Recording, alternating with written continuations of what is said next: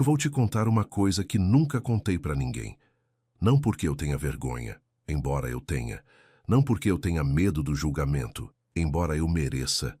Eu vou te contar porque você precisa saber quem eu era. Precisa entender de onde eu vim para entender onde eu cheguei. E precisa ouvir isso da minha boca, com as minhas palavras, sem filtro e sem advogado do lado. Meu nome é Gabriel, 48 anos. CEO de um grupo de clínicas médicas que eu levei 20 anos construindo. Dinheiro, poder, nome respeitado. O tipo de homem que entra num restaurante e o maître já sabe o que ele bebe.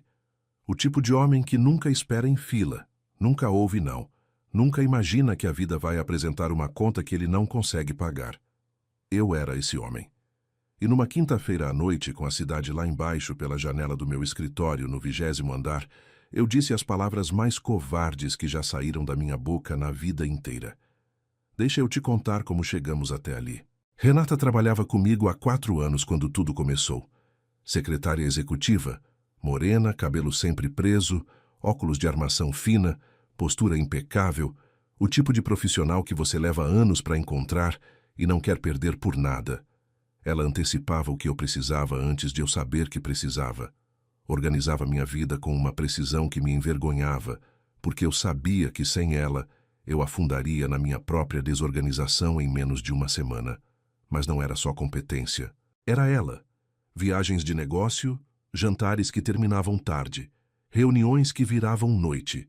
A proximidade diária criou uma intimidade que eu fui alimentando com a desculpa de que era natural, era inevitável, era diferente. Meu casamento acabou faz tempo. Eu disse isso para ela. Eu acreditava nisso quando disse, ou me convenci de que acreditava, que é diferente, e eu só fui entender essa diferença muito depois. Você é a única pessoa que me entende de verdade. Essa eu disse também, com os olhos nos olhos dela, num bar em São Paulo depois de um jantar com investidores, a cidade refletindo no copo de vinho entre os dois. E ela olhou para mim com aqueles olhos que viam tudo, e eu soube que ela estava se apaixonando. E eu deixei. Porque eu queria que ela se apaixonasse. Porque era conveniente. Porque era bom. Porque eu sou o tipo de homem que confunde o que é bom para ele com o que é certo fazer. O relacionamento começou discreto. Encontros fora do expediente. Mensagens de madrugada. Fins de semana em que eu inventava viagens de negócio que não existiam. Renata nunca me pediu nada, além do que eu podia dar. Não cobrava posição, não exigia compromisso, não me pressionava sobre Fernanda ou sobre o futuro. Ela era discreta, contida, inteligente demais para fazer cenas, e eu interpretei essa dignidade dela como permissão para continuar exatamente como eu estava. Um ano inteiro assim. Naquela quinta-feira, eu estava encerrando o dia. Cansado, humor fechado, reunião que tinha ido mal pela manhã ainda pesando na cabeça. A recepção já estava vazia, só Renata na sala dela, organizando os últimos documentos. Ela bateu na porta do meu escritório às 18h40. Gabriel, preciso falar com você. A voz estava diferente. Eu deveria ter percebido, mas eu estava olhando para o computador distraído, já mentalmente no carro a caminho de casa. Pode falar. Ela entrou. Fechou a porta. Se aproximou da mesa com um papel dobrado na mão. O rosto sério, mas não era a seriedade do trabalho, era outra coisa. Uma seriedade que vinha de dentro, pesada, contida com esforço. Ela colocou o papel na minha mesa. Eu olhei. Era um teste de gravidez. Positivo. O silêncio que veio depois durou talvez 5 segundos, mas eu me lembro de cada detalhe desses 5 segundos, como se fossem filmados em câmera lenta. O ar-condicionado zumbindo. O reflexo das luzes da cidade na janela. O som do meu próprio coração acelerando, por razões que eu ainda tentava catalogar. Surpresa primeiro, depois medo, depois, e isso me envergonha dizer, cálculo. Quanto tempo? Minha voz saiu mais fria do que eu pretendia. Ou talvez exatamente tão fria quanto eu pretendia, e eu só não queria admitir isso. 6 semanas. 6 semanas. Eu fiz a conta automaticamente, como CEO, fazendo projeção de risco. 6 semanas. Ainda dava tempo. Essa foi a primeira coisa que pensei. Não, meu Deus, vai ser pai. Não, ela está bem. Não, nada humano. A primeira coisa que cruzou minha cabeça foi: ainda dá tempo de resolver.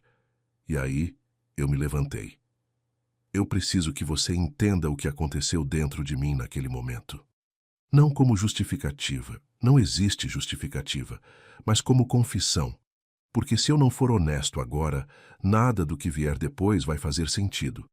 Eu vi naquele teste positivo uma ameaça, não uma vida. Uma ameaça ao que eu tinha construído, à imagem, à empresa, ao casamento de conveniência que eu mantinha não por amor, mas por estrutura, família tradicional, 2 filhos em escola internacional, convites para jantar com o governador. Tudo isso passando pela cabeça enquanto Renata me olhava do outro lado da mesa, esperando alguma coisa humana de mim, e eu dei para ela o pior de mim. Me levantei. Fui até ela. Apontei o dedo na direção do rosto dela. Não cheguei a tocar, mas foi perto o suficiente para ser uma intimidação e eu sabia disso. E eu disse: te dou 24 horas para abortar ou eu acabo com você. Ela não se moveu. Ficou parada, segurando o teste com as 2 mãos, me olhando. Eu continuei, porque quando covardes começam, eles terminam. Eu destruo sua carreira. Ninguém nessa cidade te contrata depois que eu acabar com sua reputação. Eu tenho advogados que fazem você parecer uma oportunista que inventou tudo, que armou uma cilada, que quer dinheiro. 24 horas, Renata. É o que eu estou te dando. Ela não respondeu. Os olhos marejaram atrás dos óculos. Eu vi. Eu notei. Eu ignorei. Fui até a porta da sala e abri. Pode ir. O expediente acabou. Eu preciso parar aqui e te dizer uma coisa. Naquele momento, enquanto eu abria a porta e esperava ela sair, eu me sentia no controle. Me sentia resolvendo um problema com a mesma eficiência que resolvia qualquer crise corporativa. Ameaça identificada, resposta calculada, prazo estabelecido. CEO Mode. Como se uma mulher grávida fosse uma linha de balanço que não fechava. Eu era esse homem.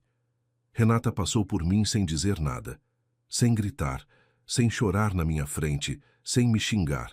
Nada do que eu esperava. Nada do que talvez eu quisesse para me sentir menos miserável. Ela passou com a dignidade de quem acabou de ouvir o impensável e ainda assim mantém a coluna ereta. Passou pela recepção vazia, pelo corredor, chamou o elevador. Eu fiquei na porta do meu escritório observando. O elevador abriu. Ela entrou. As portas fecharam. Voltei para a mesa. Peguei o casaco. Desliguei o computador. Desci para o estacionamento. Entrei no carro. Saí do prédio. Liguei o rádio. A cidade estava engarrafada como sempre. Fui para casa. O que eu não sabia, o que eu só fui descobrir muito tempo depois, peça por peça, com a humildade de quem teve que aprender a enxergar o que não queria ver, é o que aconteceu depois que aquelas portas do elevador fecharam. Renata foi para o estacionamento. Entrou no carro dela, um Gol branco 2015 que ela pagava em parcelas. Sentou. Não ligou o motor. Ficou ali, no escuro do estacionamento, com o teste de gravidez na mão e o prazo de 24 horas começando a contar. Eu imagino ela ali, embora demorei anos para conseguir imaginar, porque isso exige empatia, e eu não tinha empatia naquela época, só estratégia. Imagino o peso daquele silêncio, o cheiro de óleo e concreto do estacionamento, as mãos em volta daquele papel fino do teste, amassando levemente nas bordas, as lágrimas que devem ter caído atrás dos óculos que ela nunca tirava. Eu fui para casa jantar com minha família. Ela ficou ali sentada, sozinha no escuro, com 24 horas para decidir o que fazer com a vida dela e com uma vida que ainda nem tinha nome. Esse é o homem que eu era. E essa é a história de como eu passei os anos seguintes tentando, de forma lenta, imperfeita e muitas vezes inadequada, me tornar alguma coisa diferente disso. Não sei se eu consegui, mas eu vou te contar tudo. Cada detalhe, cada momento que me envergonha e cada momento que me salvou, porque você merece a história inteira e eu mereço ter que contá-la. Se esse começo te tocou, deixa o seu like. Você não imagina o quanto isso significa para quem compartilha uma história assim. E me conta nos comentários, você já acreditou em alguém que não merecia? Compartilha com uma amiga que precisa ouvir que virar a página é possível. Eu não dormi naquela noite. Não porque a culpa não me deixasse, a culpa ainda demorou um tempo para chegar, e isso diz tudo sobre quem eu era. Não dormi porque fiquei esperando.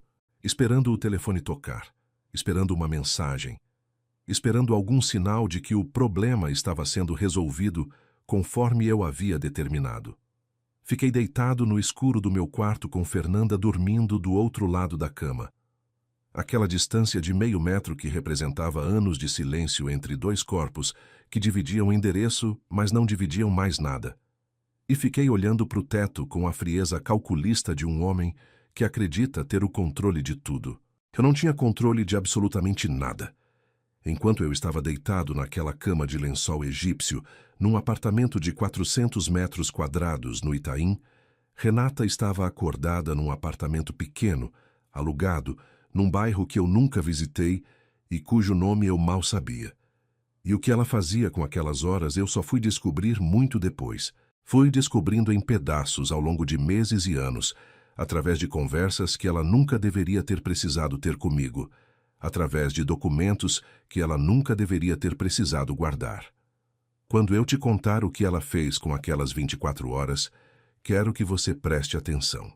Não no que ela fez com o desespero, mas no que ela fez em vez do desespero. Porque Renata era o tipo de mulher que chora e vomita de nervoso e mesmo assim abre o notebook. O tipo de mulher que liga para a mãe de madrugada e mesmo assim não foge. O tipo de mulher que passa pela humilhação maior da vida e usa cada minuto do tempo que o humilhador deu como munição. Eu dei 24 horas para ela se destruir. Ela usou cada uma delas para se blindar. A primeira hora foi o choro. Ela me contou isso uma vez num tom tão direto que doeu mais do que qualquer acusação. Sem drama, sem performance, só o fato. A primeira hora, eu chorei. Sentada na cama do apartamento dela, os óculos na mesa de cabeceira, o teste ainda na bolsa. O tipo de choro que vem de dentro do peito e não pede licença, que embaralha a respiração e deixa os olhos inchados e a garganta em carne viva. Ela chorou. E então, na segunda hora, o corpo cobrou o que a cabeça ainda tentava processar. Ela foi ao banheiro e vomitou. Não era só enjoo de gravidez. Era o nervoso, o medo, o choque de ouvir da boca de alguém que ela amava uma sentença fria como aquela. Ajoelhada no chão do banheiro de um apartamento que ela pagava sozinha, com as unhas no borde da privada e o estômago revirado, Renata estava no ponto mais baixo daquela noite. Mas ela se levantou, se lavou, bebeu água, voltou para o quarto. E então, na terceira hora, ela pegou o celular e ligou para Dona Graça. Eu nunca conheci a mãe de Renata pessoalmente naquela época. Só fui conhecê-la muito depois, em circunstâncias que você vai entender quando eu chegar lá. Mas eu ouvi sobre Dona Graça muitas vezes ao longo dos anos, e cada vez que ouço o nome dela, sinto uma mistura de respeito e vergonha que é difícil de explicar. Respeito por ela, vergonha de mim. Dona Graça, 58 anos, empregada doméstica a vida inteira. Criou Renata sozinha depois que o marido foi embora. Um pai ausente que Renata raramente mencionava, e quando mencionava, era com aquela neutralidade treinada de quem aprendeu cedo que certas dores não valem o espaço que ocupam. Graça trabalhou em casa de família por décadas, acordando cedo, pegando o ônibus lotado, limpando a vida dos outros, enquanto construía a da filha com o que sobrava. Era quase meia-noite quando Renata ligou. A voz de Graça no telefone, cansada, mas acordou no primeiro toque como toda mãe acorda quando o coração avisa antes do telefone tocar. Alô, filha. Renata. Mãe, eu tô em apuros. 3 palavras. Dona Graça não pediu explicação, não entrou em pânico, não começou a chorar junto. Disse o que mãe diz. Vem pra casa, filha. E Renata disse algo que eu só entendi o peso muito tempo depois. Eu não posso fugir. Eu preciso pensar. Ela não foi embora. Ela ficou. Não porque não tinha medo. Tinha. Mas porque fugir era exatamente o que eu esperava que ela fizesse. E Renata, mesmo naquela madrugada, mesmo com o estômago revirado e os olhos inchados, não tinha nenhuma intenção de fazer o que eu esperava. Na quarta hora, ela abriu o notebook. Eu preciso que você entenda o que isso significa. Não foi raiva impulsiva, não foi vingança planejada com frieza de vilã. Foi inteligência. Foi a mente de uma mulher que passou 4 anos sendo a pessoa mais organizada, mais eficiente e mais confiável de uma empresa inteira, e que naquela madrugada direcionou toda essa competência para uma única finalidade: sobreviver ao que eu tinha prometido fazer com ela. Como secretária executiva, Renata tinha acesso a tudo: agenda, contratos, e-mails internos, sistemas da empresa. 4 anos de proximidade absoluta com o CEO, e ao longo de 1 ano de relacionamento, havia mensagens, e-mails pessoais enviados do computador da empresa, porque eu era descuidado, porque eu achava que era intocável, porque homens como eu raramente imaginam que o descuido tem consequências. Fotos que eu havia mandado, conversas que documentavam, com datas e horários, a natureza do que havia entre nós. Renata passou horas fazendo backup de tudo. Metódica, silenciosa, sistemática. Cada arquivo nomeado, cada conversa salva, cada comprovante datado. Não para publicar, não para chantagear. Ela fez questão de me dizer isso depois com uma clareza que cortou. Eu não queria te destruir, Gabriel, eu queria que você não pudesse me destruir. Essa frase ficou dentro de mim por muito tempo, ainda fica. Ela não estava construindo uma bomba, estava construindo um escudo. Na quinta hora ela ligou para a doutora Alice, uma advogada trabalhista, indicação de uma colega de trabalho. Eu nunca soube do nome dela durante meses. Fui descobrir a existência de Alice da pior maneira possível, da forma que as pessoas descobrem as coisas que não quiseram ver. Mas naquela madrugada, Alice atendeu o telefone. Atendeu de madrugada. Ouviu Renata contar tudo: o relacionamento, a gravidez, a ameaça, o prazo. Ouviu sem interromper. E quando Renata terminou, Alice fez a pergunta que mudou o rumo de tudo. Você tem provas do relacionamento? Renata: tenho tudo. Alice: não faça nada precipitado. Venha ao meu escritório amanhã cedo, antes das 24 horas acabarem.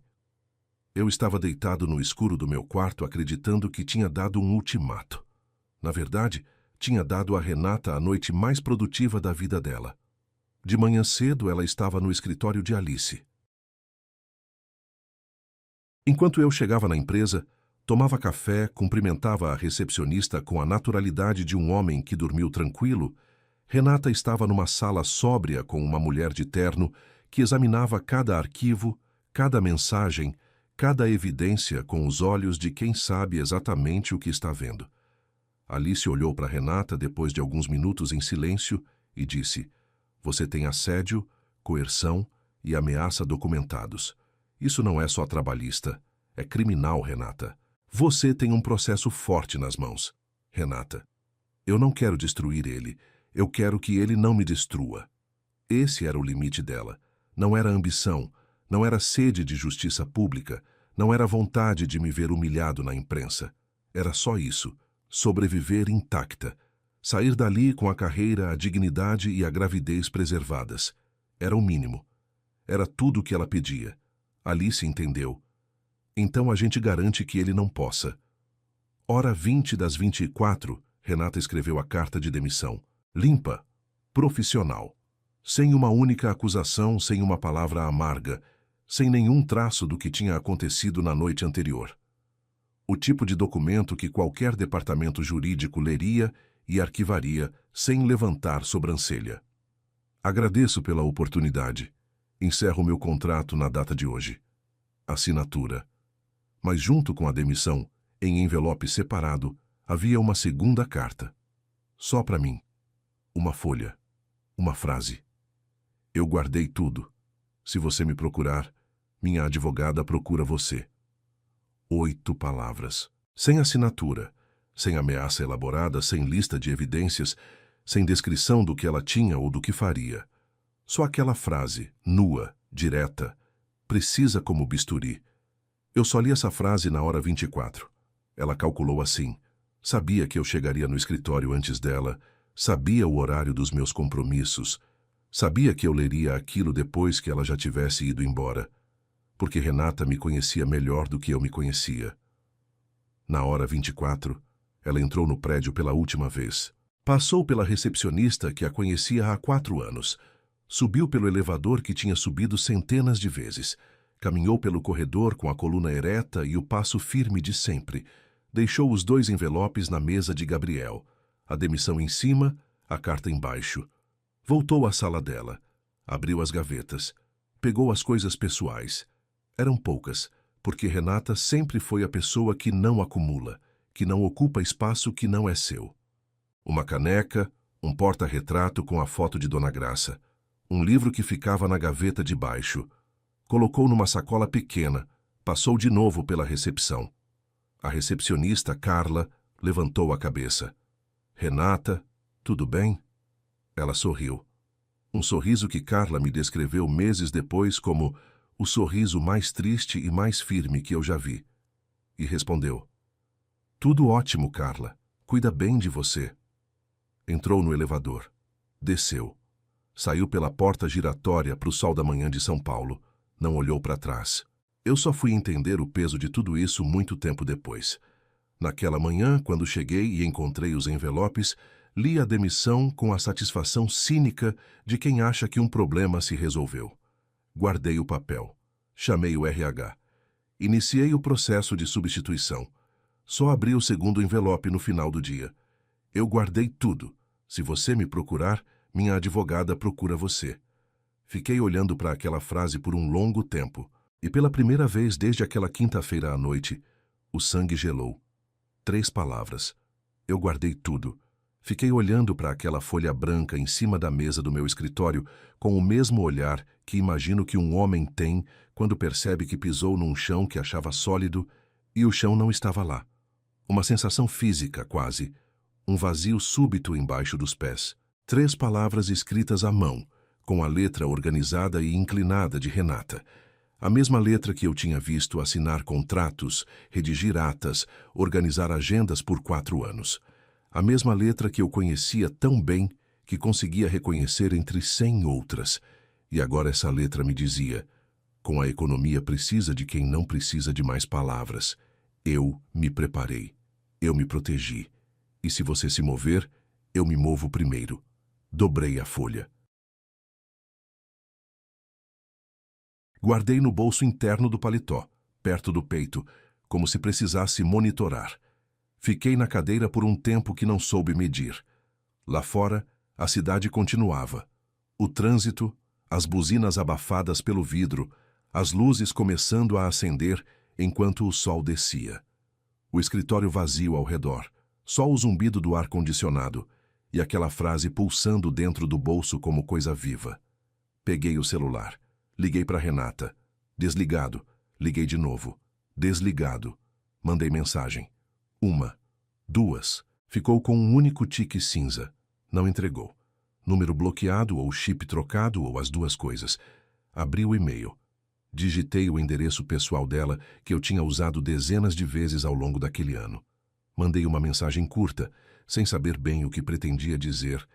Algo entre esclarecimento e ameaça velada.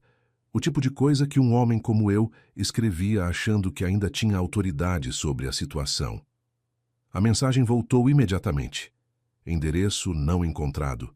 Ela tinha encerrado a conta. Sentei de volta na cadeira e fiquei em silêncio por um tempo que não soube medir. Você precisa entender o que acontece dentro de um homem como eu quando o controle escapa pelos dedos. Não é arrependimento. Isso ainda demorou muito para aparecer. É paranoia.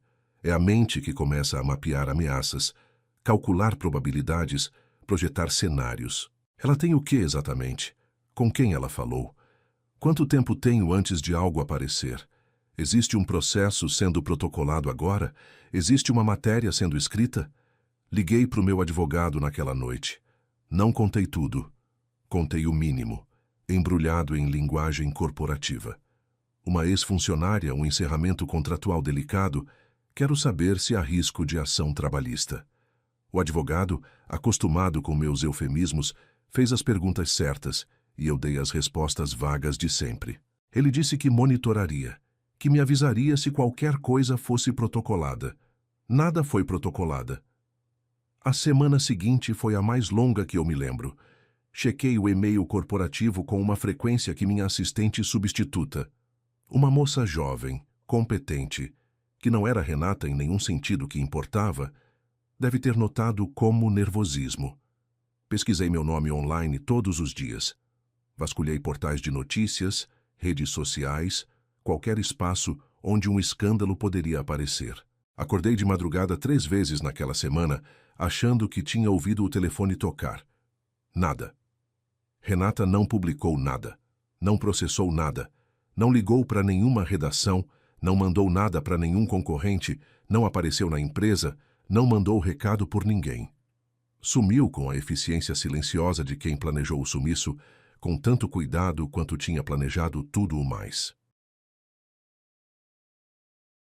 E esse silêncio, preciso que você entenda isso, esse silêncio era mais assustador do que qualquer escândalo público. Porque escândalo eu poderia combater. Escândalo tem forma, tem fonte, tem advogado, tem nota de imprensa, tem narrativa alternativa. Silêncio não tem nada disso. Silêncio é uma porta fechada do outro lado da qual você não sabe o que existe. E quanto mais tempo a porta fica fechada, maior fica o que você imagina por trás dela. Contratei uma nova secretária executiva na segunda semana. Uma profissional impecável, experiente, referenciada. Mas os primeiros dias com ela foram um exercício constante de comparação que eu tentava suprimir e não conseguia. Não porque eu sentisse falta de Renata da forma que um homem sente falta de quem ama, mas porque 4 anos de uma engrenagem que funciona perfeitamente deixam marcas na rotina. A nova assistente precisava de instrução para coisas que Renata fazia no automático. Precisava perguntar o que Renata antecipava. Eu ouvia as perguntas e por dentro sentia aquela fricção irritante de uma máquina que perdeu uma peça que parecia simples e só depois você percebe que era essencial.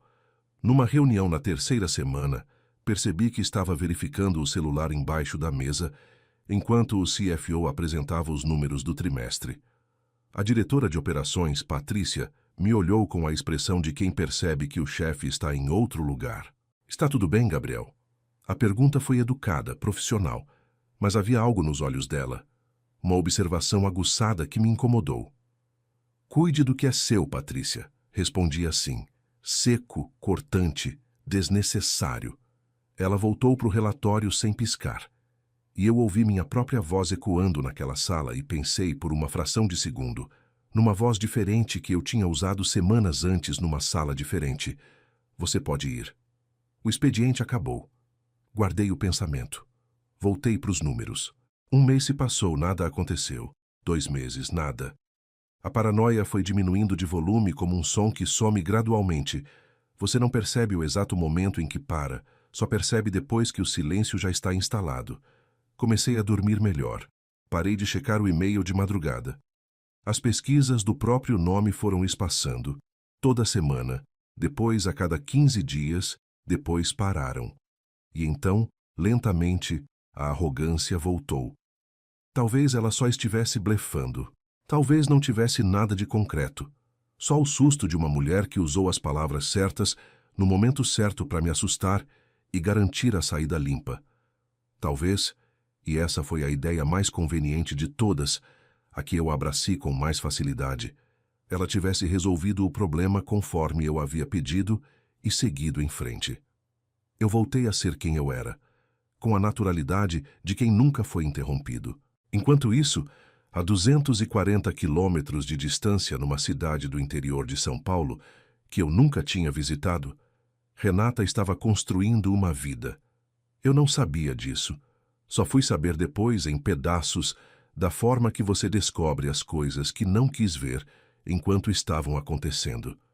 Mas deixa eu te contar agora o que ela estava fazendo durante esses meses em que eu me convencia de que tinha resolvido tudo. Ela foi para a casa de Dona Graça logo depois de sair da empresa. A casa da mãe, pequena, simples, num bairro tranquilo do interior, Quintal com varal de roupas e cheiro de comida feita no fogão a gás. O tipo de casa que não tem nada de supérfluo e tem tudo o que importa. Renata chegou com uma mala e a sacola com a caneca, o porta-retrato e o livro. Dona Graça abriu a porta, olhou para a filha, não disse nada. Só abriu os braços. E Renata, que tinha ficado ereta durante tudo, durante a ameaça, durante a madrugada, durante o escritório de Alice, durante os envelopes e a saída do elevador, Renata finalmente deixou os ombros caírem. Ela descansou, comeu, dormiu, cuidou de si.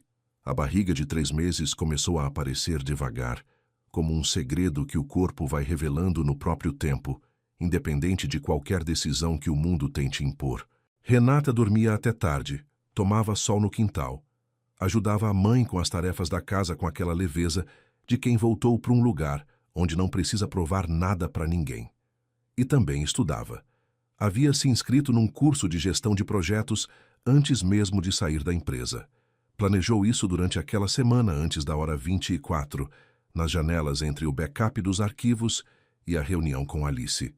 Renata não esperou a poeira baixar para começar o próximo movimento. Enquanto eu ficava paranoico no 20º andar, ela estava lendo módulos de metodologia ágil no notebook, em cima da cama de solteiro do quarto que tinha sido dela adolescente. Alice ligou algumas semanas depois com uma informação que eu só fui descobrir muito depois. A empresa registrou a saída como pedido de demissão, sem nenhuma menção ao que aconteceu. Ele está fingindo que não existiu nada. Renata ouviu e respondeu com a frase mais econômica e mais precisa que ela podia ter dito. Ótimo. Eu também estou fingindo que ele não existe. Eu preciso parar aqui e te dizer o que essa frase significa. Não era fingimento fraco, do tipo que esconde uma ferida aberta. Era o fingimento estratégico de uma mulher que entendeu que a melhor resposta para um homem que usou poder como arma é a indiferença completa. Porque poder se alimenta de reação. Poder precisa de resistência para se sentir poder. Um CEO que ameaça precisa que a ameaçada apareça com medo, ou com raiva, ou com pedido de desculpa. Qualquer coisa que confirme que ele ainda importa, que a ameaça funcionou, que ele ainda está no centro da história. Renata tirou isso de mim sem que eu soubesse. Ao sumir, ao não processar, ao não publicar, ao não aparecer, ela não estava sendo covarde, estava sendo cirúrgica.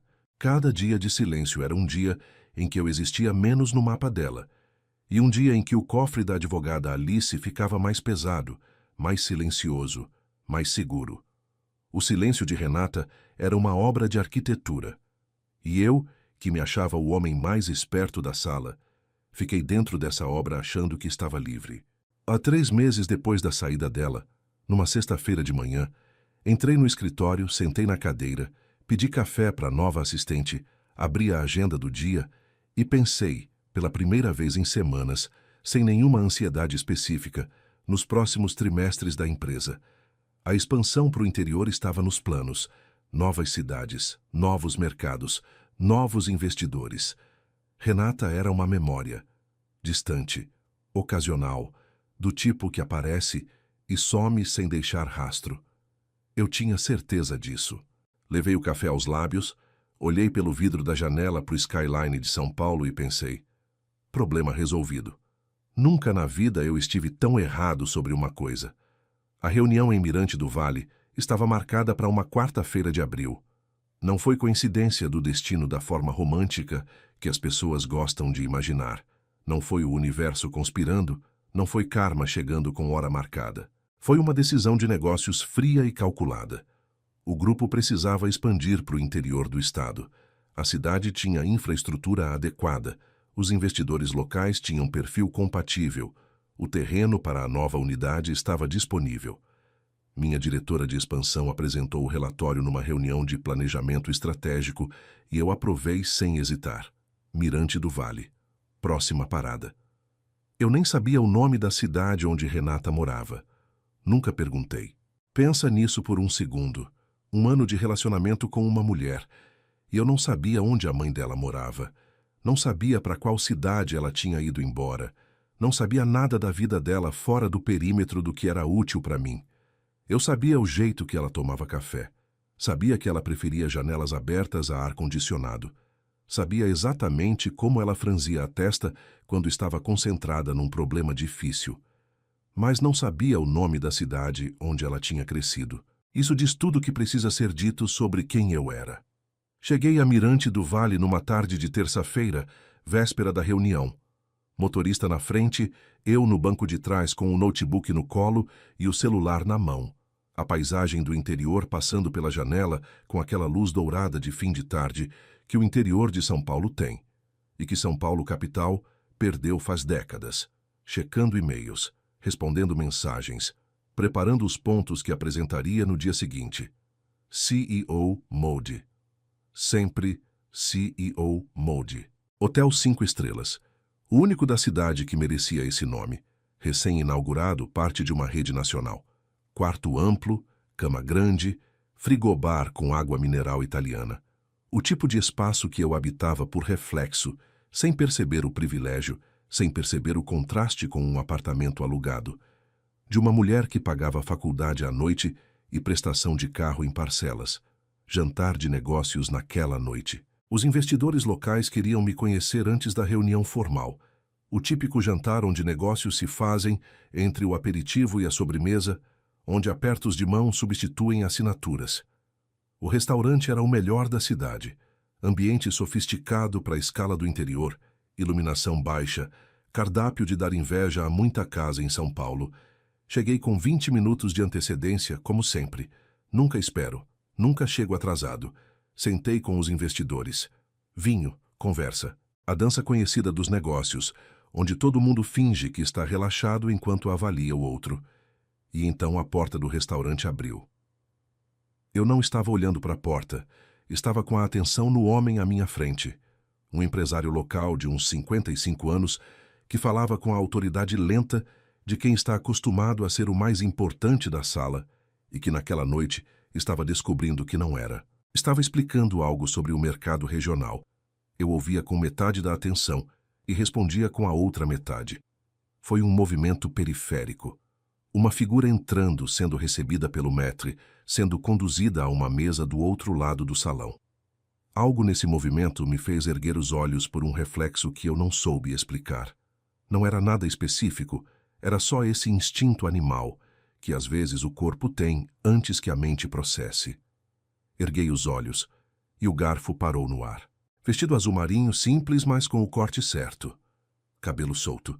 Eu nunca tinha visto o cabelo dela completamente solto, era sempre preso, preso, preso. E solto, ele caía na altura dos ombros com aquela ondulação natural que algumas mulheres têm e não precisam fazer nada para ter. Óculos novos, armação diferente, mais leve. E ela estava rindo. Não o riso educado de reunião de negócios. Não o sorriso profissional de quem está sendo paga para ser agradável. Estava rindo de verdade, com a boca aberta e os ombros levemente sacudindo, para uma mulher ao lado dela. Uma colega pelo jeito, as duas comemorando alguma coisa, talvez aniversário, talvez promoção, talvez só uma quinta-feira que terminou bem. Renata. 2 anos. 2 anos e ela estava ali, a 20 metros de distância, de costas para minha mesa, sem nenhuma consciência da minha presença, rindo num restaurante no interior de São Paulo, como alguém que não está carregando absolutamente nenhum peso. O investidor continuou falando. Eu não ouvia mais uma sílaba. O garfo ficou suspenso por tempo demais. Coloquei ele de volta no prato devagar, como quem tenta não fazer barulho num quarto onde alguém dorme. Peguei o copo de vinho. Bebi mais do que pretendia. Recompus a expressão. Por dentro, a mente estava em colapso calculado. Ela está aqui. Ela mora aqui. Ou está de passagem. Não. A postura é de quem conhece o lugar, de quem escolheu essa mesa, de quem pertence. Ela mora aqui. Ela estava aqui o tempo todo enquanto eu aprovava a expansão para essa cidade. A mesma cidade. Coincidência ou armadilha? Armadilha. Minha cabeça foi direto para a armadilha, porque é assim que funciona a mente de um homem que sabe que merece ser encurralado. Você começa a ver emboscadas em todo lugar. Mas 1 segundo depois descartei.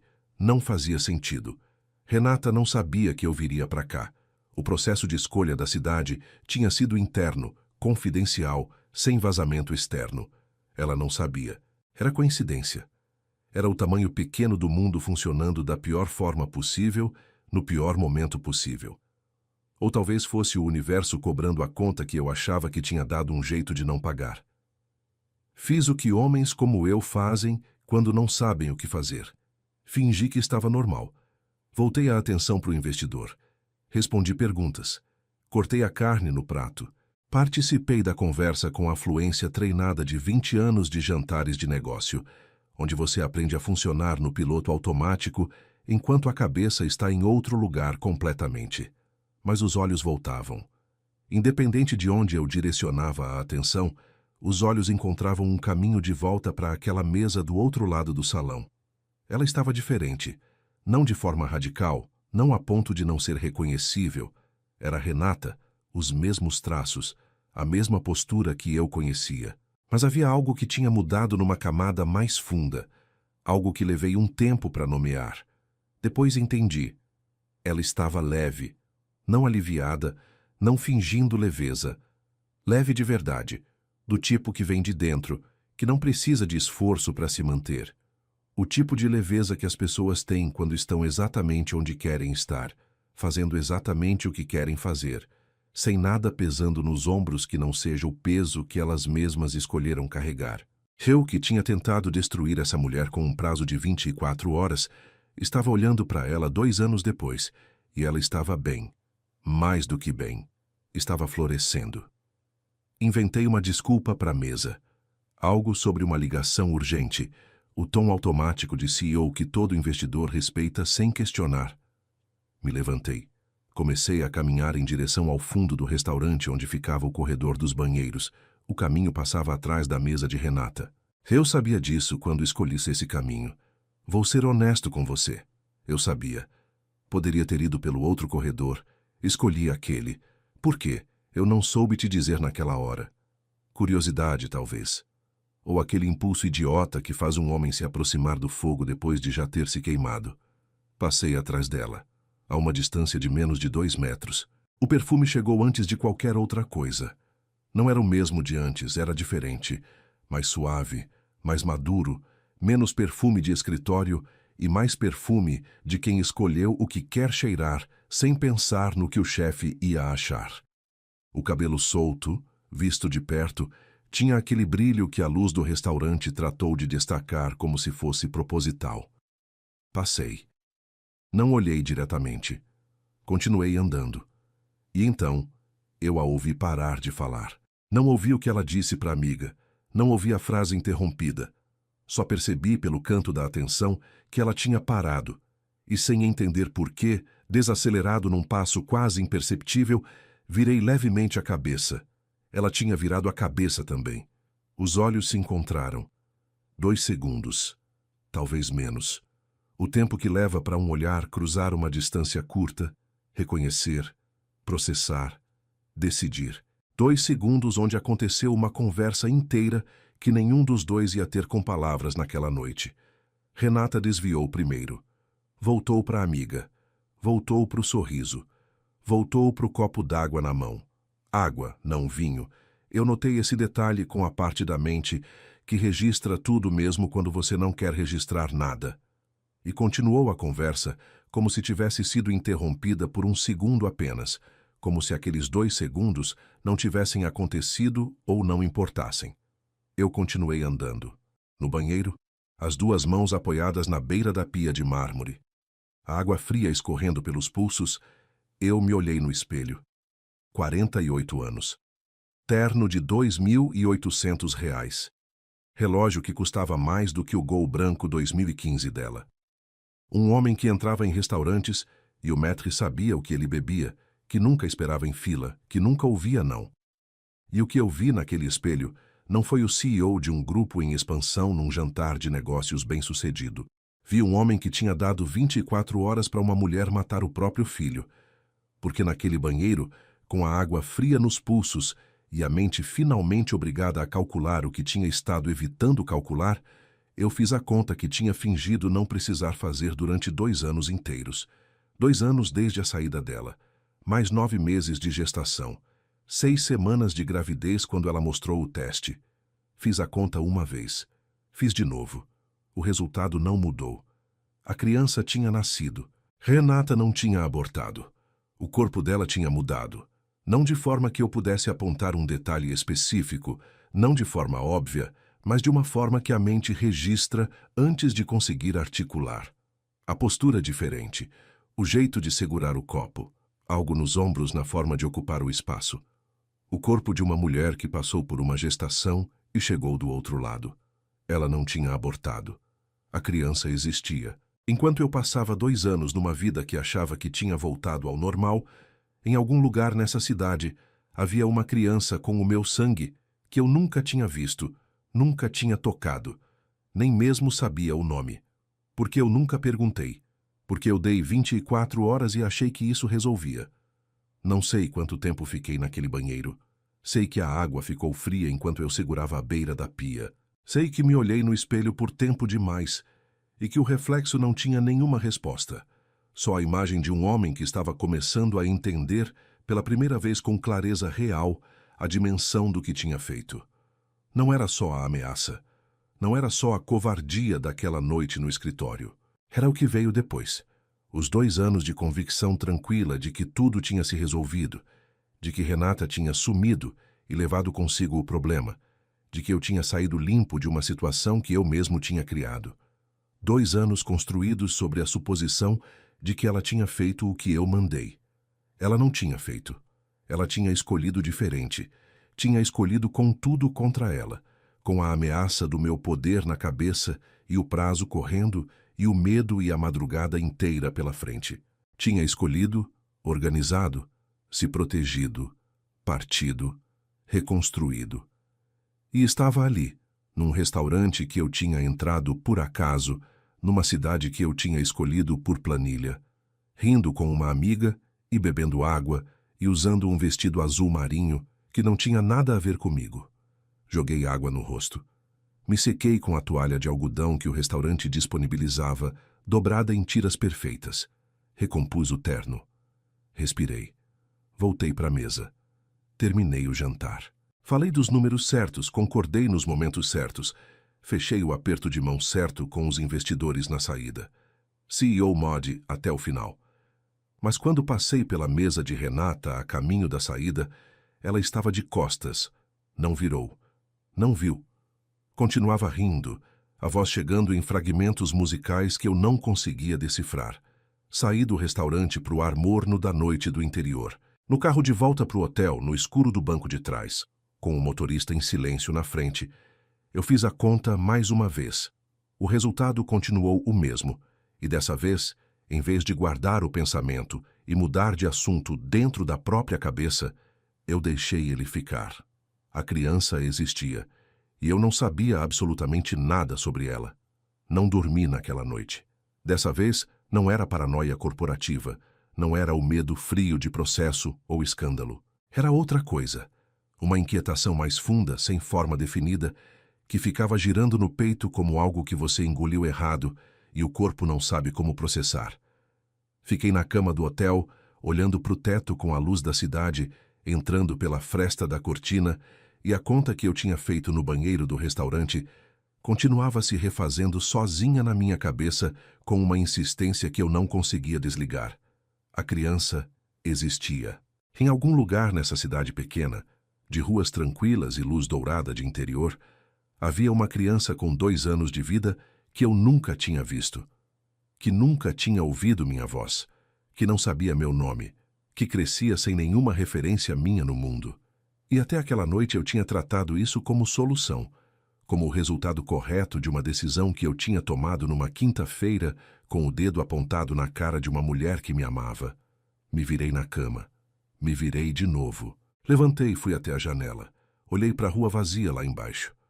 Uma cidade que dorme de verdade, sem o ruído constante de São Paulo, sem sirenes, sem o zumbido perpétuo de metrópole que você deixa de ouvir de tanto ouvir. Silêncio de interior, que é um silêncio diferente, mais pesado, mais honesto. Fiquei na janela por um tempo que não soube medir. A reunião na manhã seguinte foi um exercício de dissociação que eu executei com a competência automática de 20 anos de prática. Entrei na sala, cumprimentei os investidores, Abri o notebook, apresentei os números, respondi perguntas com precisão, negociei com firmeza, fechei os pontos que precisavam ser fechados. Do lado de fora, Gabriel Mendonça, CEO, funcionando em plena capacidade.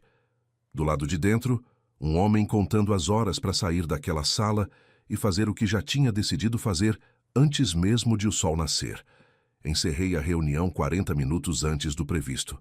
Dispensei o motorista. Disse que queria caminhar. O que era mentira, eu nunca caminhava a trabalho, mas o motorista não tinha como saber disso. Fui ao quarto do hotel. Abri o notebook e contratei um serviço de investigação particular. Preciso que você entenda o que estava passando pela minha cabeça naquele momento, porque é fácil olhar de fora e achar que era culpa, ou arrependimento, ou algum impulso nobre de um homem que tinha acordado diferente. Não era isso. Ou pelo menos, não era só isso. Não ainda. Era também controle. Era o instinto de um homem acostumado a ter informação sobre tudo que importa para ele, e que de repente se descobriu ignorante sobre algo que era literalmente sangue do seu sangue. Eu precisava saber. Não sabia ainda o que faria com o que soubesse, mas precisava saber. O investigador era discreto, profissional, do tipo que grandes empresas usam para due diligence e executivos usam para coisas que não dizem em voz alta. Dei o nome de Renata à cidade, as informações que eu tinha.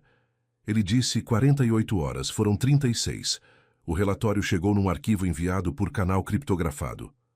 Abri no notebook no quarto do hotel, já de volta a São Paulo, sentado na cadeira da janela com a cidade lá fora fazendo o ruído de sempre.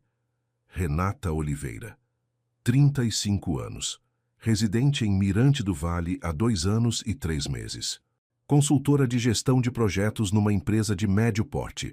Trabalho remoto. Contratada há 18 meses, promovida a 6. Renda mensal estimada compatível com o padrão de vida observado. Residência. Casa própria. Financiada. Bairro residencial tranquilo. E então, filho. Pedro Oliveira. 2 anos e 1 mês. Pedro. Fiquei olhando para o nome por um tempo que não soube medir. Pedro. Ela tinha dado um nome a ele. Tinha registrado, tinha construído uma vida inteira ao redor desse nome, e eu estava descobrindo esse nome num relatório de investigador particular, como se fosse dado de due diligence numa aquisição empresarial. 2 anos e 1 mês. Fiz a conta de novo. Não precisava. Já tinha feito no banheiro do restaurante, mas fiz de novo como quem aperta um machucado para ter certeza que ainda dói. 2 anos e 1 mês. Ela estava com 6 semanas quando mostrou o teste. A conta fechava com a precisão cruel de uma matemática que não tem como contestar. Pedro era meu filho. Nos dias seguintes, não consegui ficar longe. Isso é algo que me envergonha de formas diferentes dependendo do dia. Às vezes me envergonha porque revela o quanto eu era capaz de invadir sem permissão. Outras vezes me envergonha porque levou tanto tempo para aparecer. Mas a verdade é essa. Eu voltei para Mirante do Vale num final de semana, sozinho, sem motorista, no meu carro, como alguém que não quer ser reconhecido. Encontrei o endereço residencial que estava no relatório. Uma rua tranquila, casas com jardim pequeno na frente, calçadas limpas. A casa de Dona Graça. Eu já sabia pelo relatório que Renata morava com a mãe, que as duas dividiam o espaço desde que Renata chegou. Estacionei do outro lado da rua, num ponto que dava visão da entrada sem ser óbvio. Fiquei no carro. Não tinha plano. Não tinha script de CEO, não tinha estratégia de negociação, não tinha próximo passo calculado. Tinha só um homem de 48 anos sentado num carro numa rua do interior, esperando sem saber exatamente o que estava esperando. A porta da casa abriu 40 minutos depois. Dona Graça saiu primeiro. Uma mulher de cabelo grisalho, avental ainda no corpo, sandália de borracha, o tipo de presença que irradia aquela autoridade suave de avó que já viu tudo e não tem mais medo de nada. Ela saiu segurando uma criança no colo. Pedro. Cabelo escuro, da mesma cor do meu. Bochecha redonda de criança, sorriso largo, aquela energia de 2 anos que não para um segundo. Os braços se movendo, o corpo se contorcendo no colo da avó, com a impaciência feliz de quem quer chegar no parquinho logo. Dona Graça dizia alguma coisa que eu não ouvia, provavelmente pedindo calma, e o menino ria do jeito que crianças riem com o corpo inteiro. Eles caminharam pela calçada em direção ao parquinho da esquina. Passaram a menos de 15 metros do meu carro. Eu não me movi. Fiquei olhando pelo vidro com as mãos paradas no volante e algo acontecendo dentro do peito que eu não tinha vocabulário para descrever naquele momento e que levei meses para encontrar as palavras certas. Não era amor. Amor você não sente por um desconhecido, mesmo que seja seu filho, mesmo que o sangue seja o mesmo. Era reconhecimento. Era ver alguma coisa no rosto de uma criança que você nunca viu antes e entender, de um jeito que vai além do racional, que aquilo veio de você. E junto com o reconhecimento havia outra coisa: vergonha. A vergonha mais pesada que eu já senti na vida. E olha que eu passei por algumas situações difíceis. Já tomei decisões que me custaram caro. Já errei de formas que me custaram pessoas e oportunidades. Mas nenhuma vergonha se compara à de um homem que olha para o filho que mandou abortar e percebe que o filho está ali, sorrindo no colo da avó, indo para o parquinho num sábado de manhã, completamente alheio à monstruosidade que o pai era capaz de ser. Fiquei no carro até eles virarem a esquina. Então liguei o motor e fui embora. De volta a São Paulo, tentei os caminhos que eu conhecia. Liguei para o número que eu tinha de Renata. Mudado. Mandei e-mail para o endereço antigo. Inativo. Tentei o endereço profissional da consultoria, encontrado numa busca simples. Uma recepcionista atendeu com a eficiência neutra de quem recebe ligação de desconhecido. Renata Oliveira trabalha em regime remoto, senhor. Não está disponível no escritório. Fui ao endereço físico da consultoria mesmo assim. Não sei o que eu esperava. Que ela estivesse lá, talvez que a coincidência continuasse me favorecendo como tinha feito no restaurante. A recepcionista me olhou com a expressão de quem já foi treinada para lidar com situações inconvenientes. Ela não comparece presencialmente, senhor. Se quiser deixar um recado, posso repassar internamente. Deixei o nome. Saí. Ela nunca retornou. Então tentei o endereço residencial por outro caminho, não aparecendo. Eu tinha bom senso suficiente para saber que aparecer na porta seria cruzar uma linha que não podia ser descruzada. Mas mandei uma carta física, pelo correio, no endereço que o investigador tinha levantado. Ela voltou sem ser aberta. Destinatário não aceita correspondência desta origem. Renata tinha dado instrução nos correios. Eu não soube se rir ou me desesperar. A competência dela em me bloquear era tão total, tão meticulosa, tão absolutamente impenetrável, que havia algo quase admirável nisso, se eu conseguisse me distanciar o suficiente para ver. Não conseguia me distanciar, mas percebia. Foi então que encontrei o único caminho que ainda estava tecnicamente aberto. Doutora Alice. Pesquisei o escritório. Endereço em São Paulo. Especialidade trabalhista. Atuação em casos de assédio e coerção. O perfil estava online com a descrição de quem não precisa se promover, cujo trabalho se anuncia por reputação. Liguei numa manhã de semana. Alice atendeu pessoalmente. Reconheceu meu nome antes que eu terminasse de me apresentar. É claro que reconheceu. Ela sabia exatamente quem eu era desde aquela madrugada 2 anos atrás, quando Renata ligou com tudo documentado. A voz dela era calma. Não era a calma de quem está nervoso e controla. Era a calma de quem tem todas as cartas na mão e não precisa levantá-las para que o outro saiba disso. Senhor Gabriel, minha cliente não tem interesse em contato. Se o senhor tem algo a tratar, pode tratar comigo. Eu disse que queria reconhecer o filho, que queria conversar, que tinha entendido coisas que antes não tinha entendido e que precisava de uma chance de explicar. Alice ficou em silêncio por 2 segundos. Quando falou, foi com a precisão cirúrgica de uma mulher que passou anos construindo argumentos para exatamente esse tipo de momento. O senhor se lembra do que disse a minha cliente 2 anos atrás? Eu lembro, ela lembra, e eu tenho tudo documentado, registrado e guardado num cofre que ainda não foi aberto. O senhor quer mesmo insistir nessa direção? Não era ameaça com tom dramático, era informação, seca, direta, irrefutável. Desliguei o telefone.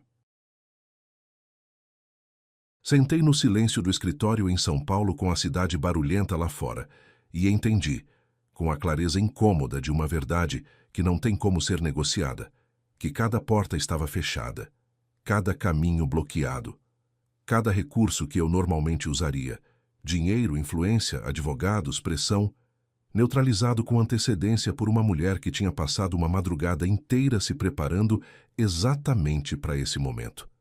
Renata tinha construído uma muralha ao redor de si mesma e do filho. E a muralha era perfeita. Eu tinha criado o CEO mais eficiente que eu conhecia, só que ela nunca tinha trabalhado para mim. Tinha trabalhado para si mesma o tempo todo. Eu só não tinha percebido. Eu fiquei 3 dias sem fazer nada. 3 dias sentado com a consciência de que todas as portas estavam fechadas e que eu tinha sido o arquiteto de cada fechadura. Ia para o escritório, cumpria a agenda, assinava o que precisava ser assinado, respondia o que precisava ser respondido. Por fora, Gabriel Mendonça funcionando em plena capacidade. Por dentro, um homem que ficava olhando para o telefone na mesa e pensando na voz calma de Alice dizendo: "O senhor quer mesmo insistir nessa direção?", com aquela certeza tranquila de quem sabe que a resposta é não. Na quarta noite não dormi de novo. Mas dessa vez não era a conta que eu ficava refazendo na cabeça, não era o rosto de Pedro no colo de Dona Graça, não era a paranoia de quem calcula risco. Era outra coisa. Uma pergunta mais simples e mais difícil ao mesmo tempo, do tipo que você passa anos evitando porque sabe que a resposta vai custar caro. O que eu quero realmente? Não o que era conveniente, não o que protegia a imagem, não o que resolvia um problema corporativo. Não o que um advogado recomendaria. O que eu, Gabriel, 48 anos, queria de verdade quando pensava naquele menino de cabelo escuro, rindo no colo da avó, numa calçada de interior. Levei a noite inteira para formular a resposta com honestidade. Queria ser pai. Não porque tinha direito, eu sabia que não tinha. Não porque a lei me permitia. Eu sabia que a lei era o caminho mais destrutivo possível, que entrar com reconhecimento forçado de paternidade seria travar uma guerra com uma mulher que tinha munição suficiente para me destruir antes que qualquer juiz abrisse o processo. Não por nenhuma razão estratégica ou calculada. Queria porque tinha visto o sorriso daquele menino e alguma coisa em mim, enterrada embaixo de anos de CEO Mode e casamento de conveniência e decisões frias, tinha reconhecido aquele sorriso como algo que me pertencia e que eu tinha tentado apagar antes mesmo de existir. E com essa resposta veio outra, inevitável. O único caminho que sobrava era o mais difícil.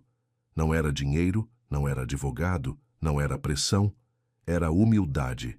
E eu era o homem menos equipado do mundo para exercer humildade.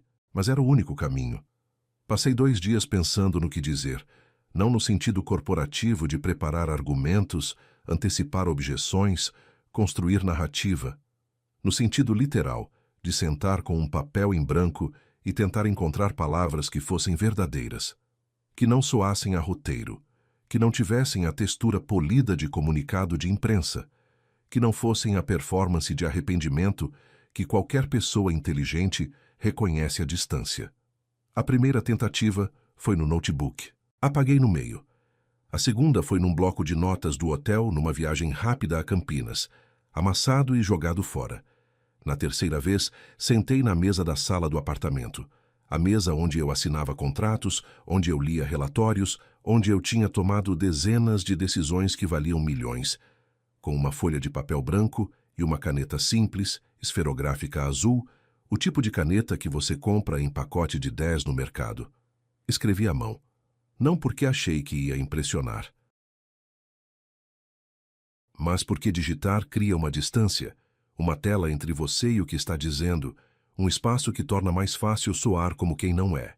Escrever à mão te obriga a ir mais devagar. Cada palavra escolhida com o peso de não poder dar Ctrl+. A carta levou 2 horas. Não era longa. Quando terminou tinha pouco mais de uma página, mas cada linha tinha custado o que linhas custam quando você não está permitindo que o ego edite antes da honestidade chegar. Escrevi que eu sabia que não tinha direito de pedir nada, que eu sabia o que eu tinha dito, cada palavra, sem distorção ou reinterpretação conveniente, que eu não estava pedindo perdão, não porque não quisesse, mas porque perdão é algo que pertence a quem foi machucado, não uma transação que o agressor pode solicitar quando achar que está pronto. Que eu estava pedindo permissão. Permissão para existir na vida do meu filho. Não como CEO, não com dinheiro na frente, não com o peso do sobrenome ou do poder. Como um desconhecido que entende que precisa provar que merece a confiança de uma criança que não sabe quem ele é. Escrevi que eu tinha visto Pedro no colo de Dona Graça, não como justificativa. Escrevi porque era a verdade e porque Renata merecia saber o que tinha me movido. Que o sorriso daquele menino era a coisa mais bonita que eu tinha visto na vida, e que eu não merecia aquele sorriso, mas que queria passar o resto da vida tentando merecer. Dobrei a folha. Coloquei num envelope. Escrevi o nome de Alice no verso.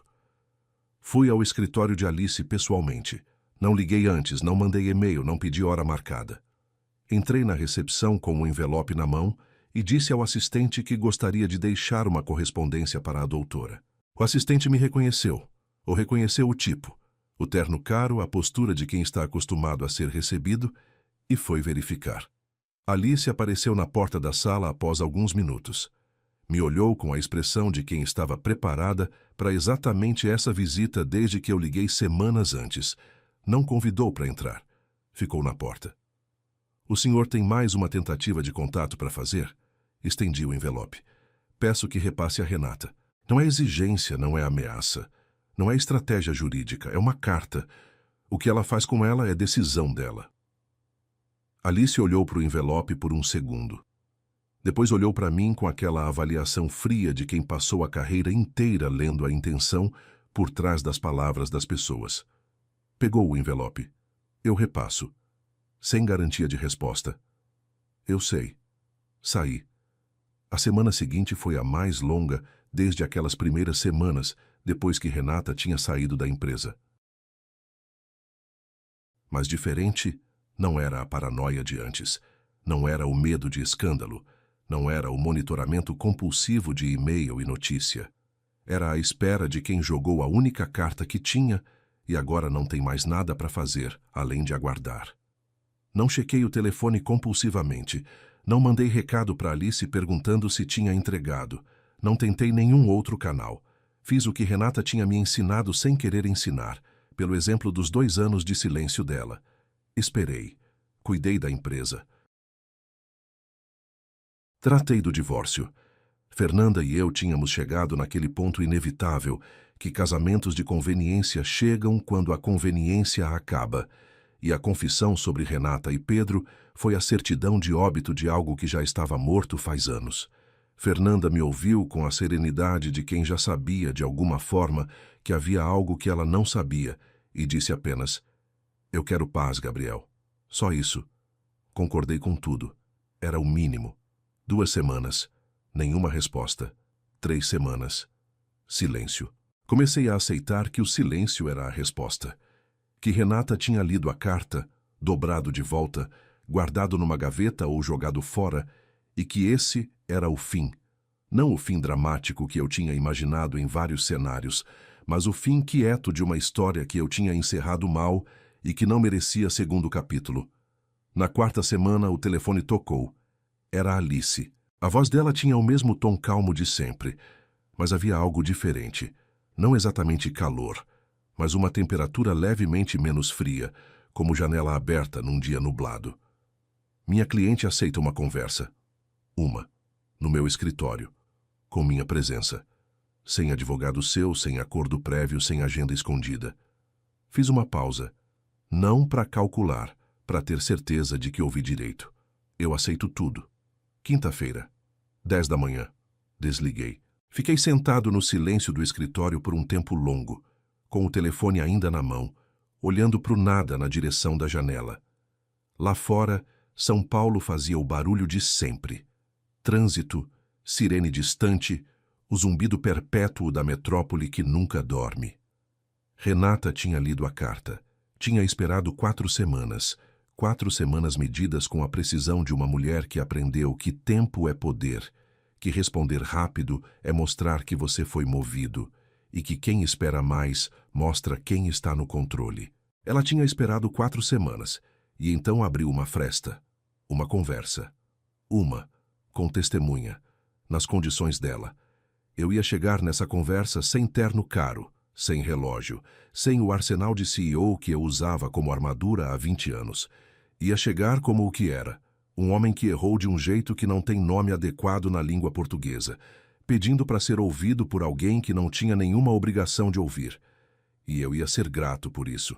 Pela primeira vez em muito tempo, não tinha estratégia nenhuma na cabeça. Só a quinta-feira, só às 10 da manhã. Só a possibilidade pequena e preciosa de estar no mesmo cômodo que Renata e ter a chance de dizer, com a minha voz, o que uma carta à mão tinha começado a dizer. Era pouco. Era tudo que eu merecia. Cheguei 20 minutos antes. Não por estratégia. Chegar cedo era coisa de CEO que quer estabelecer território, e eu tinha prometido a mim mesmo que não entraria naquela sala como CEO. Cheguei cedo porque não conseguia ficar no carro parado, esperando sem que a cabeça começasse a construir roteiros que eu não queria construir. Melhor entrar, sentar, respirar o ar do lugar onde tudo ia acontecer. O escritório de Alice era sóbrio. Paredes claras, estantes com processos organizados, uma mesa de reunião com 4 cadeiras no centro da sala, sem ornamento desnecessário, sem a decoração de quem quer impressionar. O ambiente de uma mulher que confia no trabalho, não na performance. Alice me recebeu na recepção com um aceno seco e me conduziu à sala sem conversa paralela. A Renata ainda não chegou, o senhor pode aguardar. Sentei numa das cadeiras do lado mais próximo da porta. Instinto de não bloquear saída. Aprendi isso em negociação anos atrás. E o corpo faz automaticamente. Depois pensei nisso e mudei para a cadeira do fundo. Que ela ficasse perto da saída se quisesse. Que tivesse o controle do espaço. Olhei para as mãos em cima da mesa. Sem relógio. Tinha tirado no carro antes de entrar, guardado no porta-luvas. Sem o terno habitual. Camisa simples, azul claro, sem gravata. A escolha tinha sido consciente. Não queria chegar como o homem do 20º andar. Não queria que o primeiro sinal que ela recebesse de mim fosse o uniforme de poder que eu tinha usado como arma durante anos. Ouvi passos no corredor 10 minutos depois. Renata entrou sem olhar para mim primeiro. Cumprimentou Alice com o aperto de mão de quem tem uma relação construída em confiança real, não em contrato. Colocou a bolsa na cadeira ao lado, organizou o assento, sentou. Só então olhou para mim. 2 anos e meio desde a última vez que tínhamos estado no mesmo cômodo. Aquela noite no escritório com o teste na mesa e o meu dedo apontado na direção do rosto dela. Desde então, 2 segundos num restaurante que mal contavam. Agora havia uma mesa entre nós, uma advogada como testemunha, e o peso de tudo que não tinha sido dito ocupando o ar com uma densidade quase física. Ela estava serena. Não a serenidade forçada de quem está segurando alguma coisa. Era a serenidade de quem chegou àquele lugar depois de muito trabalho interno, de quem processou, cicatrizou onde podia cicatrizar e aprendeu a carregar o resto sem deixar que o resto carregasse ela. Alice olhou para os dois. A palavra é da Renata. A Sra. Renata não consultou anotação nenhuma. Não precisava. Cada palavra que saiu dela tinha sido vivida, não preparada. Você me deu 24 horas para matar o meu filho, disse assim, sem dramaturgia, sem elevação de voz, sem o tremor de quem está usando a emoção como ferramenta de impacto. Só o fato, colocado na mesa com a precisão de quem sabe que a frase não precisa de adorno para pesar o quanto pesa. E pesou. Senti cada palavra pousar no peito com uma concretude que nenhuma acusação formal, nenhum processo judicial, nenhuma nota de imprensa teria conseguido reproduzir. Porque vindo da boca dela, naquele tom, naquele escritório silencioso, a frase não era retórica, era só a verdade, nua, direta, irrefutável. Eu usei essas 24 horas para salvar a minha vida, e a dele. Continuou sem pausar, sem verificar se eu estava acompanhando, sem me dar espaço para inserir nada antes que ela terminasse o que tinha para dizer. Enquanto você voltou para o seu escritório, para o seu casamento, para o seu mundo perfeito, eu comia arroz com ovo na casa da minha mãe e vomitava de enjoo e de medo. E mesmo assim eu levantava todo dia, porque o meu filho não pediu para existir, mas existia. E eu escolhi ele. O silêncio depois disso durou o suficiente para que cada palavra encontrasse onde se instalar. Minhas mãos estavam imóveis sobre a mesa. Eu as olhei por um segundo. As mãos que tinham apontado na direção do rosto dela. As mãos que tinham aberto a porta daquele escritório como quem dispensa funcionário. E as afastei devagar para baixo da mesa, como se não quisesse que elas ficassem à mostra. Renata, você quer ser pai agora. Então me responde, por quê? Porque sentiu culpa? Porque viu o menino e lembrou que tem sangue? Porque perdeu o controle de uma situação e quer recuperar? As 3 perguntas eram armadilhas honestas. Não para me pegar, mas para me obrigar a olhar para dentro e ser preciso. Qualquer resposta fácil ia soar exatamente como resposta fácil. E Renata conhecia minha voz há 4 anos. Sabia quando eu estava construindo narrativa e quando estava sendo real. Respirei. Porque eu passei 2 anos achando que tinha resolvido um problema. E naquele restaurante, quando eu te vi sorrindo, eu percebi que o problema nunca foi você. Fui eu. Sempre fui eu. Ela não sinalizou nada. Continuou me olhando com aquela atenção quieta de quem está ouvindo de verdade. Mas ainda não decidiu o que fazer com o que ouve. E o que mudou? Essa era a pergunta mais difícil. Não porque eu não soubesse a resposta. Sabia, tinha passado semanas chegando nela. Mas porque a resposta verdadeira expunha uma fragilidade que 20 anos de CEO tinham me ensinado. A nunca mostrar em nenhuma mesa de negociação. Eu não estava numa mesa de negociação. Eu vi meu filho no colo da avó dele, e o sorriso dele é a coisa mais bonita que eu já vi na vida, e eu não mereço aquele sorriso. Fiz uma pausa, mas eu quero passar o resto da vida tentando merecer. Renata ficou em silêncio por um tempo que eu não tentei preencher. Então, se eu permitir qualquer contato, e esse Gabriel não é quando, não é como, é se, você não entra como CEO, não entra com dinheiro na frente, não entra mandando em nada, entra como um desconhecido que precisa provar dia a dia que merece a confiança de uma criança que não te conhece. E se você machucar o Pedro... A voz não tremeu. Ficou no mesmo tom firme do início ao fim. Eu abro aquele cofre e não sobra nada de você. Nenhuma empresa, nenhuma imagem, nenhum nome. Nada. Eu aceito. Não hesitei. Não porque a resposta tinha sido preparada, porque era a única resposta possível, e eu sabia disso antes mesmo de ela terminar a frase. Ali se registrou tudo em documento formal, com data, hora, testemunha. A burocracia sóbria do escritório transformando num papel o que tinha sido dito em voz, garantindo que não havia interpretação possível, que as condições eram as que eram e que eu tinha concordado com cada uma delas de livre e espontânea vontade. Renata assinou. Eu assinei. Ela se levantou, pegou a bolsa e, antes de sair, me olhou uma última vez com aquela expressão que eu aprendi a reconhecer como a mais honesta que ela tinha. Não raiva, não perdão, não afeto, mas uma clareza absoluta sobre onde as coisas estavam. Eu não te perdoo, Gabriel. Talvez nunca perdoe. Isso é meu, e eu decido o que faço com isso no meu tempo. Uma pausa. Mas o Pedro merece a chance de ter um pai, mesmo que o pai não mereça ele. Saiu. Eu fiquei sentado. Alice começou a organizar os papéis em silêncio, o som das folhas sendo a única coisa no ar por alguns momentos. Então ela parou. Me olhou. O senhor tem noção da mulher que tentou destruir? Não era pergunta retórica. Era genuína. Alice queria saber se eu tinha chegado de fato ao entendimento real do que estava diante de mim. Olhei para a porta por onde Renata tinha saído.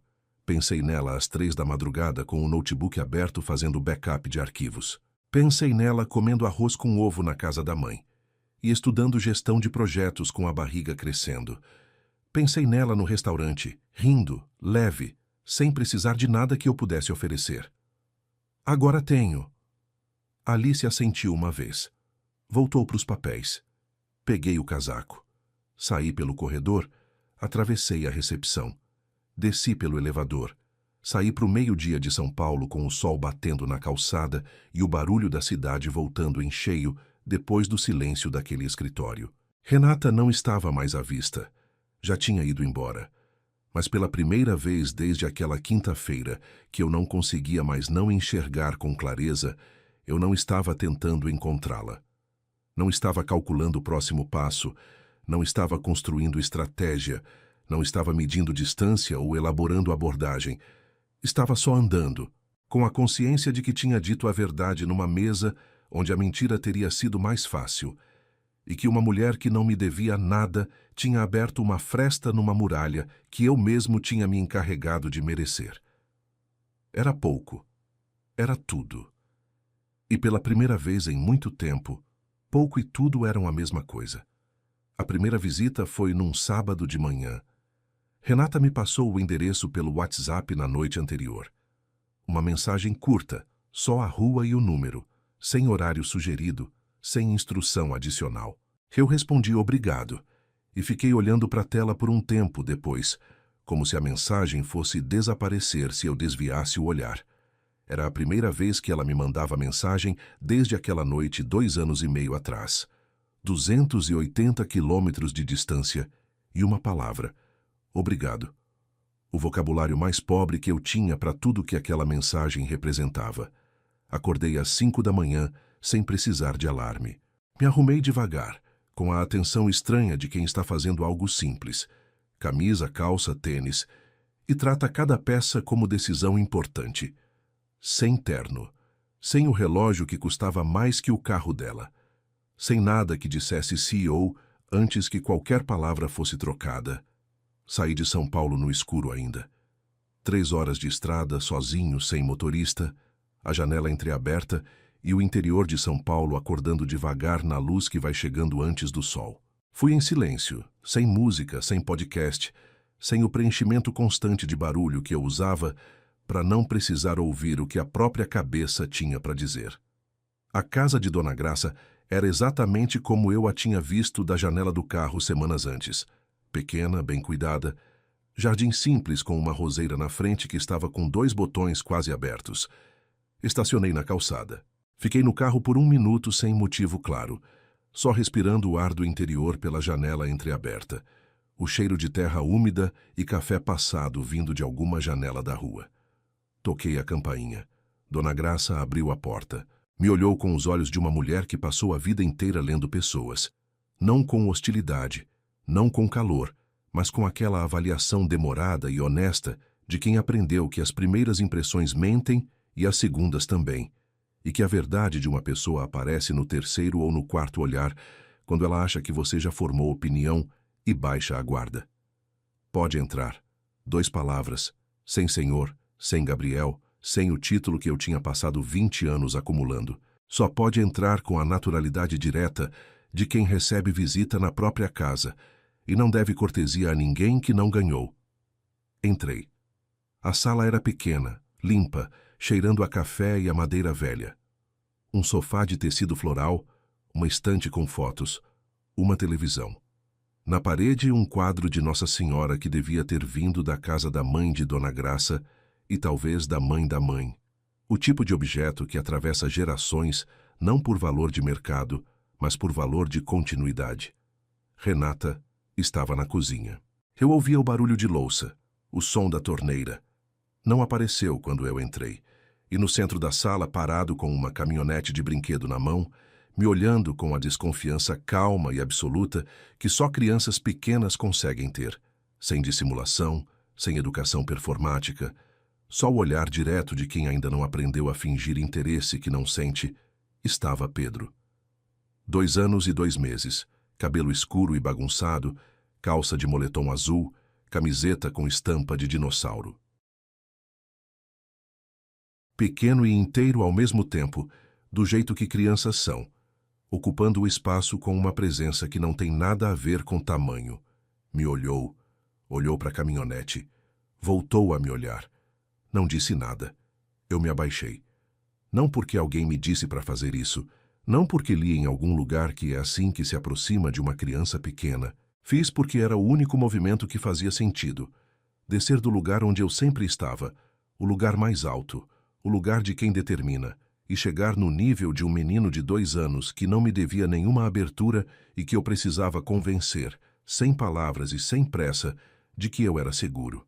Oi, só isso. Voz baixa, sem animação forçada, sem o entusiasmo exagerado que adultos performam para criança e que criança nenhuma acredita. Pedro me olhou por mais um segundo. Então voltou a atenção para a caminhonete, girou uma roda com o polegar e foi sentar no tapete do outro lado da sala. Eu sentei no chão também, perto o suficiente para estar presente, longe o suficiente para não invadir. E fiquei ali, em silêncio, enquanto Pedro brincava com os carrinhos com a concentração total de quem tem assuntos muito mais importantes do que o desconhecido sentado a 2 metros. Dona Graça me trouxe café sem perguntar se eu queria. Colocou na mesa de centro e voltou para a cozinha sem comentário. Renata não apareceu naquela primeira visita. Ficou na cozinha o tempo todo, presença audível, mas não visível, o que eu entendi sem precisar de explicação. Estava perto o suficiente para intervir se necessário, longe o suficiente para me deixar existir naquele espaço sem que minha atenção fosse dividida. Fiquei 2 horas. Na segunda hora, Pedro trouxe um carrinho vermelho e colocou no tapete perto da minha perna, sem me olhar, sem oferecer. Só colocou ali como quem deposita um objeto num lugar neutro. Eu deixei o carrinho onde estava. Depois de alguns minutos, o empurrei levemente na direção dele. Ele pegou. Empurrou de volta. Fui embora no começo da tarde. Despedi de Dona Graça com um obrigado que tentei fazer caber tudo que não cabia em palavra nenhuma. Ela assentiu com aquela sobriedade de quem reserva o julgamento. No carro, antes de ligar o motor, fiquei sentado por um momento no silêncio da rua. Um carrinho vermelho empurrado de volta. Era isso. Era o começo de tudo, ou o começo de nada. Eu não sabia ainda, e aprendi naquele dia que não saber e continuar assim mesmo era a única forma honesta de fazer aquilo. Voltei no sábado seguinte, e no sábado depois, e em todos os sábados que vieram, 3 horas de estrada cada vez, sem motorista, sem agenda depois, sem o dia organizado em torno de outros compromissos. Aquele sábado era inteiro, não o que sobrava depois de tudo mais, não encaixado entre reunião e jantar. Inteiro. Segunda visita, Pedro me ignorou com mais conforto. O que eu aprendi é que ignorar com conforto é diferente de ignorar com desconfiança. Na terceira visita, sentou do meu lado sem eu pedir e abriu um livro de figuras de animais no tapete entre os dois. Não pediu que eu lesse, só abriu ali como território compartilhado. Eu li, em voz baixa, sem encenar, sem a performance de narrador de história infantil. Só a voz normal de um homem lendo sobre girafas e elefantes para um menino de 2 anos que olhava as figuras com a seriedade de pesquisador. Renata começou a aparecer, não na sala, na porta da cozinha por um momento, verificando sem interferir. Depois, às vezes, sentava à mesa de jantar com um notebook, trabalhando, presença paralela que não participava, mas que estava. Dona Graça foi ficando menos vigilante, não porque baixou a guarda, mas porque o que ela estava avaliando começou a mostrar consistência. Homens que aparecem uma vez são curiosidade. Homens que aparecem toda semana por meses são outra coisa. Numa tarde de agosto, choveu forte. Pedro tinha escorregado no quintal molhado antes que alguém percebesse, joelho ralado, choro daquele que vem do susto tanto quanto da dor. Renata estava no banheiro. Dona Graça na cozinha com a água fervendo. Fui eu que estava no quintal. Peguei Pedro no colo. Primeira vez que o segurava de verdade, não o toque de passagem, não a proximidade calculada das visitas anteriores. O peso dele no meu braço, a cabeça encostando no meu ombro enquanto ele chorava. O cheiro de criança que levou um momento para eu reconhecer como o cheiro mais real que eu tinha sentido em muito tempo. Entrei com ele. Sentei na pia do banheiro. Limpei o joelho com gaze e água oxigenada, soprando depois como Dona Graça fazia, fazendo aquela palhaçada sem graça de pai que assopra como se o sopro tivesse poder de cura. Pedro parou de chorar. Me olhou com os olhos ainda marejados, avaliando se o joelho tinha de fato melhorado ou se eu estava blefando. Sopramos de novo juntos. Ele riu. E então, com a naturalidade absoluta de uma criança que não sabe o peso do que está dizendo, apontou para o joelho e olhou para mim. Pai, sopra de novo. O mundo parou. Não exagero. Teve um momento de silêncio interno que não tem duração mensurável, onde a palavra pousou e eu não soube mais o que era o ar ou onde eram as paredes. Pai. Uma sílaba. A palavra mais simples e mais pesada que existe na língua portuguesa, dita por uma criança de 2 anos que nem sabia que estava mudando tudo. Soprei de novo. Pedro riu de novo e escorregou do colo para ir buscar o carrinho vermelho que tinha deixado na sala. Eu fiquei sentado na beira da pia do banheiro de uma casa pequena, no interior de São Paulo, sozinho por um instante, com os olhos fechados e o peso daquela palavra ainda no ar. Quando abri os olhos, Renata estava na porta do banheiro. Tinha ouvido tudo. Pano de prato na mão, a expressão que eu aprendi ao longo dos meses a ler com mais precisão. Não fechada, não aberta, mas algo no meio que era dela, só dela, construído em anos que eu não fiz parte, mas que finalmente estava começando a entender. Nossos olhos se encontraram. Não foi o encontro do restaurante, aqueles 2 segundos de tensão e desvio. Foi mais longo, mais quieto, mais honesto. Ela não disse nada. Eu não disse nada. Não havia nada a dizer que a cena já não tivesse dito. Naquela noite, depois que fui embora, Renata ligou para Alice. Ele pode registrar o Pedro. Alice ficou em silêncio por um segundo. Tem certeza? O Pedro escolheu. Eu respeito a escolha do meu filho. O cartório era uma sala burocrática, como todas as salas burocráticas. Formulário, carimbo, caneta, funcionário com expressão neutra de quem processa documentos o dia inteiro, sem se perguntar o peso de cada um deles. Mas eu me perguntei. Fiquei me perguntando durante toda a espera, sentado no banco de madeira com Renata ao lado e Pedro no colo de Dona Graça comendo biscoito de maisena, com a indiferença feliz de quem tem assuntos mais urgentes que burocracia de adulto. Chamaram meu nome. Fui até o balcão. Assinei o documento de reconhecimento de paternidade com a mesma caneta esferográfica azul do tipo que se compra em pacote de 10 no mercado. Não escolhi isso de propósito. Foi a caneta do cartório, mas pensei na carta que eu tinha escrito à mão meses antes e achei que fazia sentido que fosse assim. Coisas importantes às vezes pedem ferramentas simples.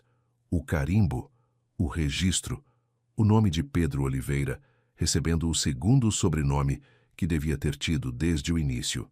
Saímos do cartório para o sol da tarde. A rua simples do interior, calçada larga, uma banca de revista na esquina, o barulho manso de cidade que não se apressa. Pedro pediu para Dona Graça descer do colo assim que os pés tocaram o chão. Aquela urgência de 2 anos que não aguenta quieto mais de 30 segundos. Correu 2 passos à frente, parou, virou. Olhou para mim com um lado, olhou para Renata do outro, com a avaliação prática de uma criança que resolveu um problema de logística. Pegou minha mão. Pegou a mão de Renata. Puxou os 2 pela calçada. Vamos no sorvete. Não foi romântico no sentido que filmes ensinam que essas cenas são. Não teve música, não teve chuva, não teve o olhar longo de 2 adultos que descobriram que se amam. Foi uma criança de 2 anos arrastando 2 adultos pela mão numa calçada de interior porque queria sorvete às 3 da tarde e achava que os 2 iriam ajudá-la a conseguir. Mas eu e Renata nos olhamos por cima da cabeça dele. E naquele olhar havia algo que 2 anos e meio de silêncio, uma madrugada de backup de arquivos, um cofre com provas, uma carta à mão, uma conversa num escritório de advogada, meses de sábados e um carrinho vermelho empurrado de volta tinham construído. Não era amor, não era perdão completo, não tinha nome ainda, talvez nunca tivesse. Talvez o nome fosse se formando com o tempo, Ou talvez fosse a coisa rara que existe antes do nome, que não precisa de categoria para ser real. Era algo. Sorvete às 3 da tarde? Renata olhou para Pedro com a sobrancelha levemente levantada. Sim, com o S maiúsculo e o ponto de exclamação que só crianças conseguem colocar na voz. Olhei para ela. O menino escolheu. O canto da boca dela se moveu. Não era o sorriso do restaurante. Esse era menor, mais guardado, mais caro por isso. Ele tem bom gosto. Os três caminhamos pela calçada. Pedro no meio, puxando os dois com a força desproporcional de criança que quer chegar logo. O sol de fim de tarde iluminando a rua de uma cidade pequena que eu nunca teria conhecido, se a vida não tivesse me mandado aqui da forma mais indireta e dolorosa possível. O cofre da advogada Alice continuava fechado. Eu não sei se vai abrir algum dia. Não é minha decisão. Nunca foi, nunca vai ser. É de Renata. Ela carrega a chave do jeito que ela carrega tudo o que é dela, com cuidado, com consciência, sem pressa de usar e sem pressa de descartar. O que eu sei é o seguinte: eu dei 24 horas para destruir uma vida. Ela usou cada minuto dessas 24 horas para construir a dela, e anos depois, o homem que apontou o dedo e disse palavras que não merecem repetição estava numa calçada de interior, com o filho puxando as duas mãos em direção a uma sorveteria. Não porque eu merecia, porque Pedro merecia. E porque Renata, que tinha todos os motivos do mundo para fechar todas as portas e jogar todas as chaves fora, escolheu, com a mesma inteligência e a mesma dignidade com que escolhia tudo, deixar uma fresta aberta. Não para mim, para o filho dela, que também era meu.